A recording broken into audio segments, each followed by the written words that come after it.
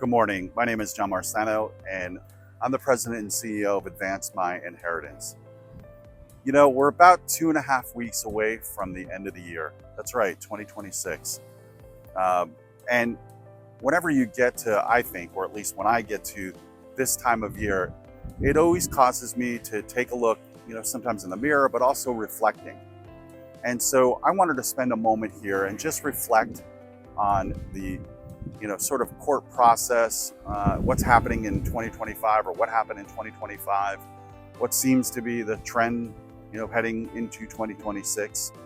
And I thought it would be good just to share a few insights and again, reflections that I believe can save you, thousands, maybe hundreds of thousands of dollars during this, probate process that you're in. I can certainly save you time, no doubt about that. And then ultimately, hopefully take the stress away, because probate can be very costly, it can be very stressful, and sometimes you can feel overwhelmed.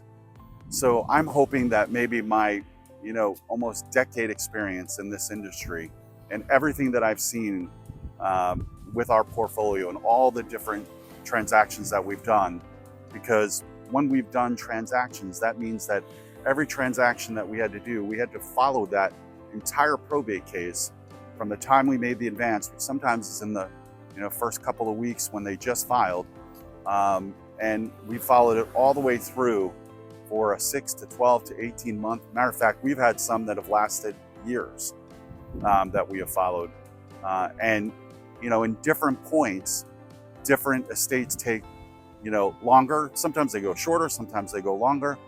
But the reasons why they go longer always are because of, well, these things. One, and here's just sort of one insight, that if you can help it, make sure you do it. Try and get with your family members and settle disputes. Don't let them fly out of control to the point where all of a sudden everybody starts objecting, or people in your family start objecting and filing lawsuits. And the reason why I tell you that is because that's one of the reasons why these cases go so long.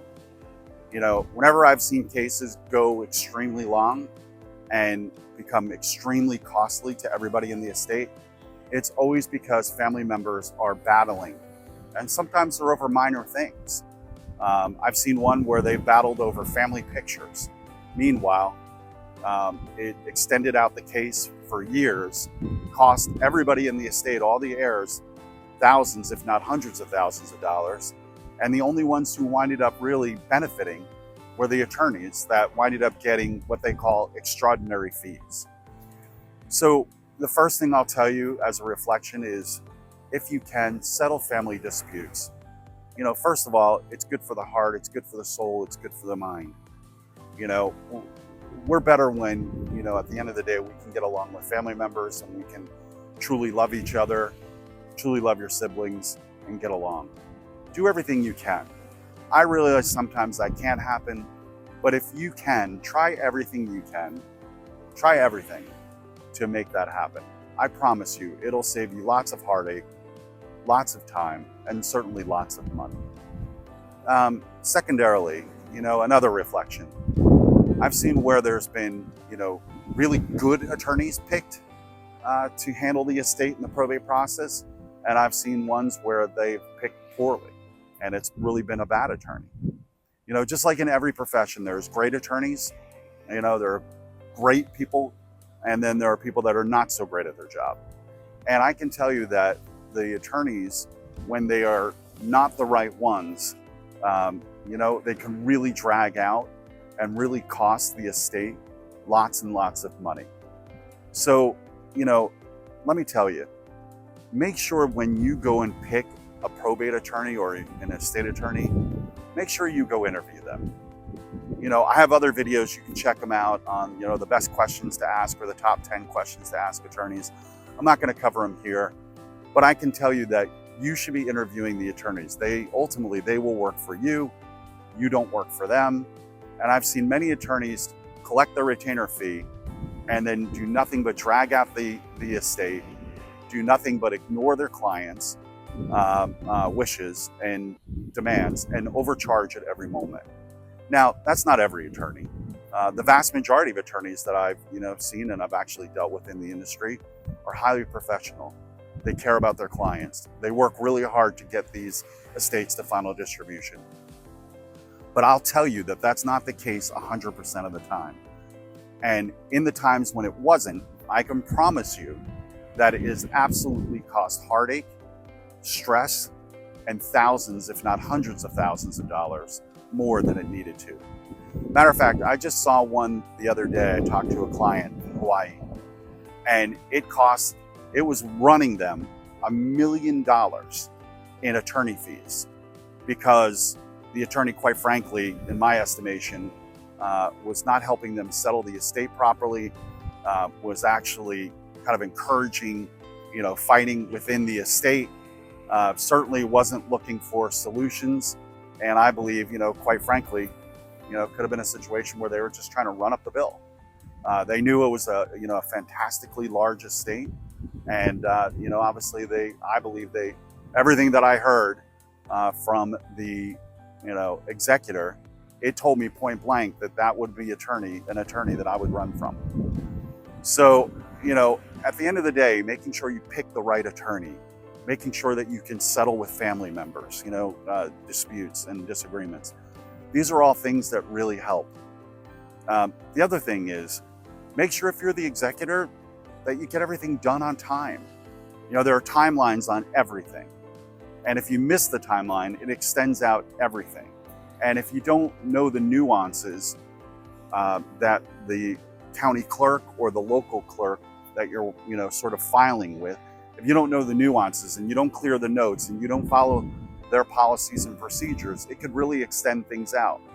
Matter of fact, there was a court hearing that we were supposed to get to final distribution on, and it turned out that when the attorney got to the court hearing, the notes weren't cleared from the last court hearing.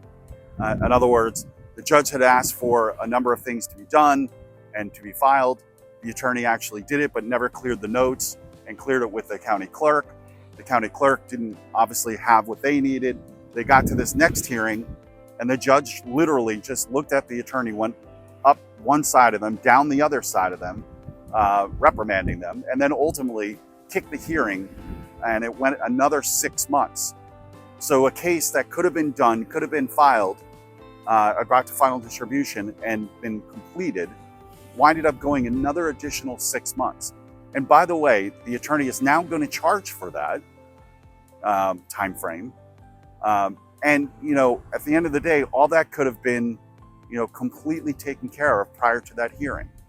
So, again, looking at, can you settle, disputes with your family, making sure you pick the right attorney, making sure that the executor and the attorney are, following the policies, procedures, and timelines that are prescribed by the probate court in their state and county. These are all things that ultimately, if they're not done, can cost time, can cause tons of money, stress. And these are all things that I think are easily avoidable if we're just focused on the right things every single day. At the end of the day, we want to make sure that, the goal is simple. If you're an executor or you're an heir, you want to basically make sure that the probate process goes as smooth as possible, gets, to final distribution in the least amount of time, with the least amount of cost and the least amount of headaches. And so I'll tell you that if you don't pay attention to it, if the executor doesn't pay attention to this, all of those things can go out the window. The other thing, I've seen it where, the current estate home, they wait around, they don't clean it out right away. They don't get it on the market. They don't, prepare it properly for sale. They don't get the right realtor. These are all things that can cost thousands, if not hundreds of thousands of dollars. And, quite frankly, they don't need to. There's great realtors out there. There's companies that can help you clean up, clean out the house. And there's plenty of, resources that can ultimately get your house ready for sale. And that realtor can help you do all of that. And let's face it, if there's a mortgage on the property, if there's, insurance that has to be kept on the property. If all of those things, if you have a monthly cost every single month, you're giving up thousands of dollars that you don't need to, right? Because those thousands of dollars have to come out of the estate or out of the executor's pocket, ultimately who will come out of the estate, and pay for, all of this to extend, however long it takes you to sell the property or properties. So, waiting on that, not getting, everything cleaned up, making sure that if there's anybody living in the house that they, find another place to live, move out so the house can be shown and ultimately sold. Again, that's another pain point that I've seen that extend out these estate cases, these probate cases, and cause thousands of dollars of loss, heartache, stress when it really doesn't need to.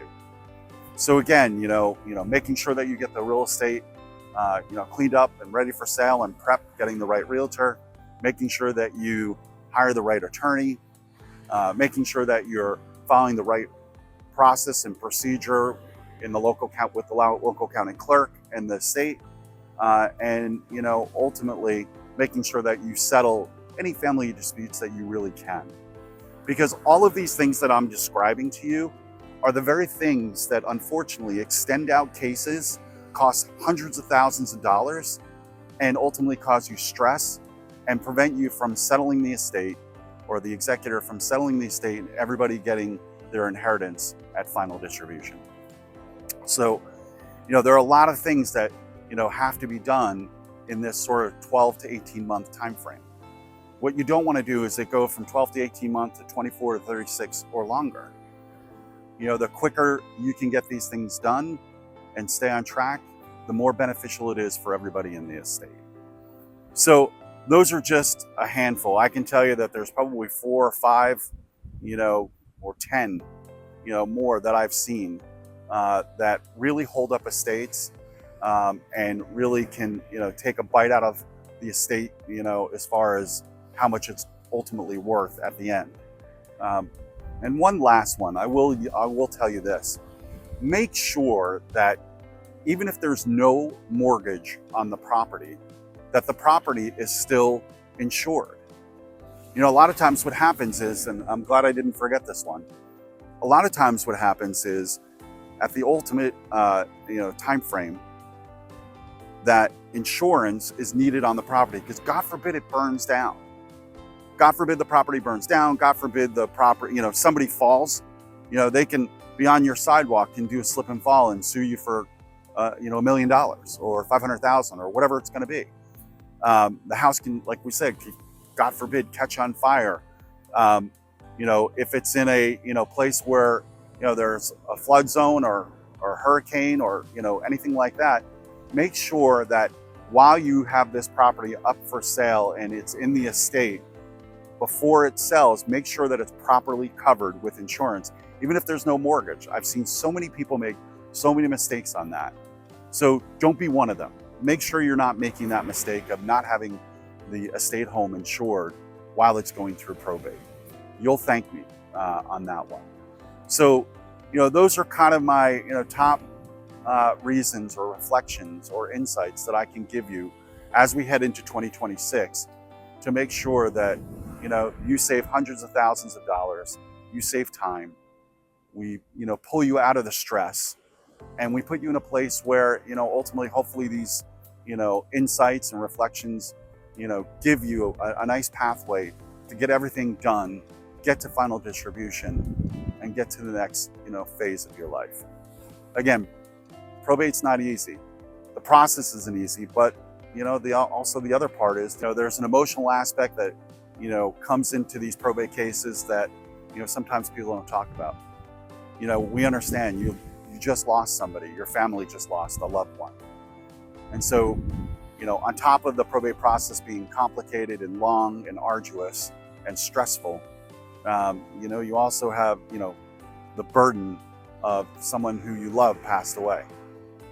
So please, if you can, or if this video does, I hope it helps you, give you certain tips and ideas to make sure that you stay on track.